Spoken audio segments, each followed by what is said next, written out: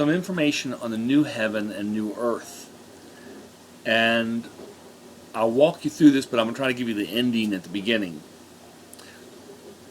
The other day I did a lesson plan on dimensions of heaven, where we know it's 1,337.8 miles north to south and east to west, and in height. And it's the height that really got my brain working, of saying, all right, things are heavy and they will collapse under their own weight at some certain point, and what thing can reach that high?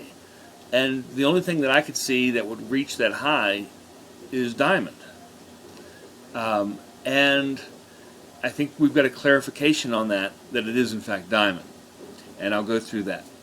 And the second thing is, we know that when heaven comes down, and I'm going to deal with this in a second, but one of the things we have are these golden, clear streets. And the issue there is the word golden is not what we think it is, but it's gold purchasing power. But I think it's going to actually be a gold gemstone. So quit, everybody's like, oh, it's gold. What gold is clear in color? Plus, gold is a soft metal. It's not something you'd want for a road. But a gemstone that is golden in color. And that makes much more sense. And it's going to just sparkle and shine. And again, because the same word that is used for the connection between heaven and earth, where we have that height, the same word is used for the actual walls of this new heaven as it comes down to earth. So the walls are actually diamond. So again, it's a glowing city. It is just precious. It is just beaming. Now I can go a little further than this,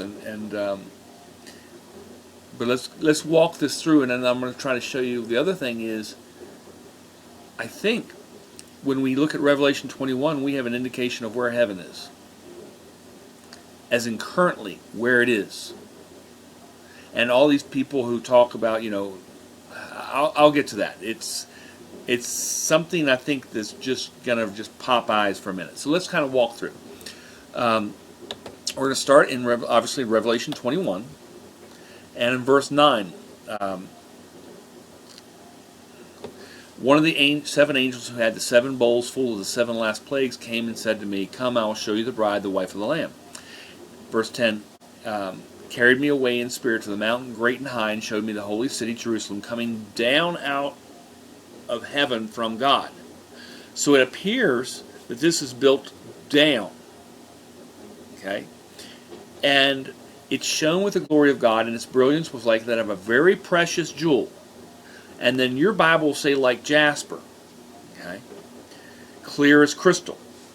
Now when we look at those words, the one that is talking about jasper is actually iaspis. It's a precious gem. They don't know what it is. It's thought to be diamond or possibly opal. Well, opal would crush under its own weight before it got more than probably 10 miles up. We know that the stronger gems only last 31 miles going up before they crush under their own weight. Whereas diamond could make it. It goes 780 miles up, but then we're dealing with it weighs less, because as it leaves the center of the earth, the farther it goes, the less it weighs. So it would actually make that distance. The other word is crystallizio, which is the clearest crystal. And it's also known as ice. Well, that should be identifying this even more. What's another, ice is a nickname for diamond. So that's telling us that is diamond. So it's going to be shining like crazy.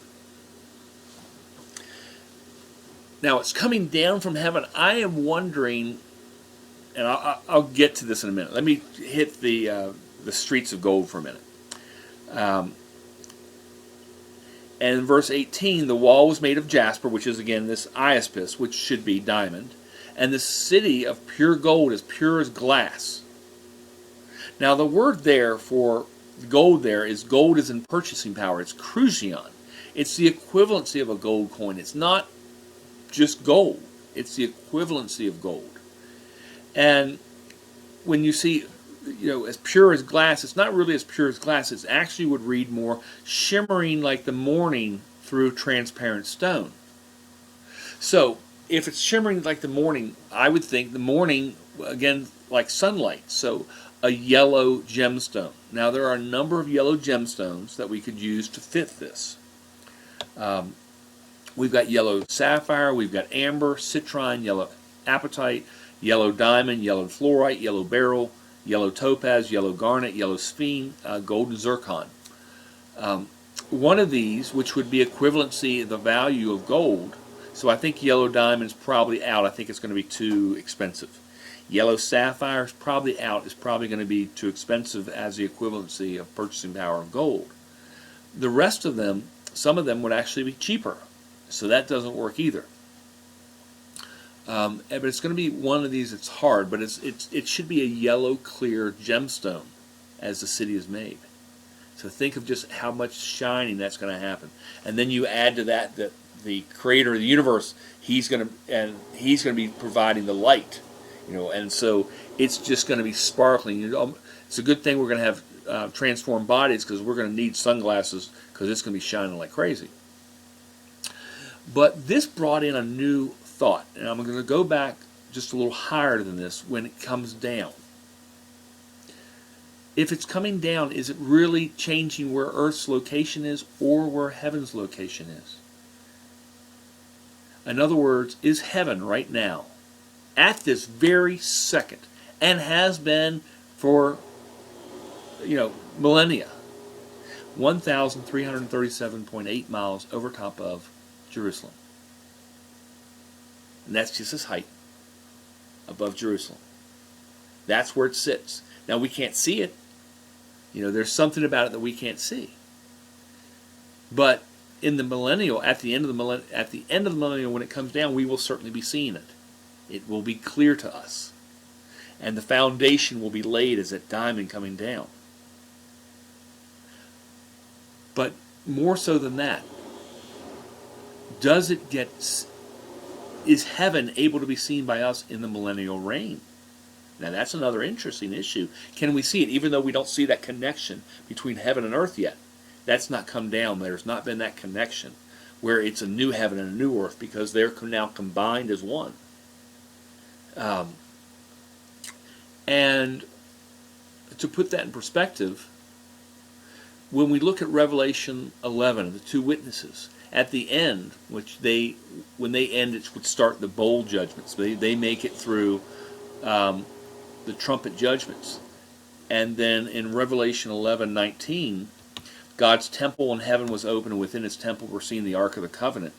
There came flashes of light, rumblings, pearls of thunder, and earthquake, and severe hailstone. It doesn't say, but it leaves it open to the possibility that we could see that temple at that point in time.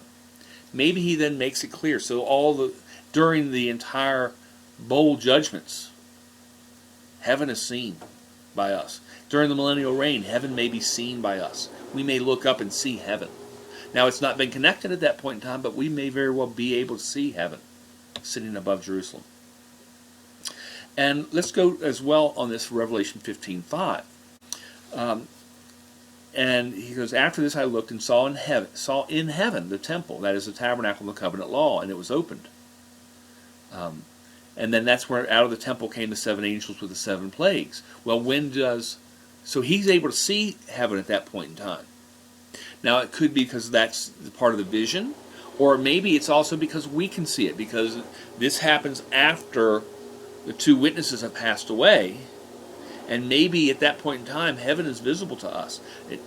It's not clear. I'm going to be clear about this. It's not clear in Revelation that would be true, but it is a possibility that we may be able to see it. And that would be an amazing thing at that point in time, to always be able to look and see heaven and know, when we die and come back, and we come back in that second resurrection, there's going to be that connection made. So an amazing thought process as to that.